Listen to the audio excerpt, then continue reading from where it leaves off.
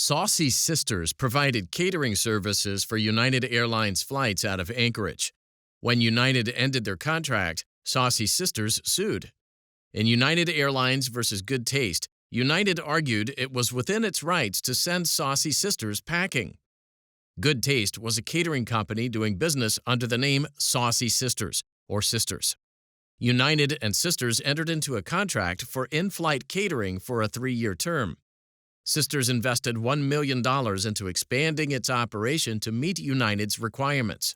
The contract contained a termination provision allowing either party to terminate the agreement with 90 days' notice. About a year into the contract term, in accordance with the termination provision, United notified Sisters that it would be terminating the contract in 90 days. Sisters sued United, alleging breach of contract and breach of the implied covenant of good faith and fair dealing. Sisters claimed that United terminated the agreement to contract with a different caterer for less money. Both parties moved for summary judgment. The trial court granted summary judgment to United on the breach of contract claim, finding that the termination clause was an unambiguous no-cause termination provision.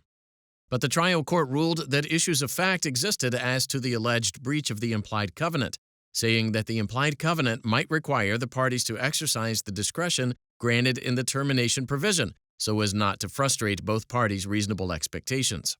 The jury found that United had breached the implied covenant of good faith, awarding Sisters over $1.5 million in damages. United appealed to the Alaska Supreme Court.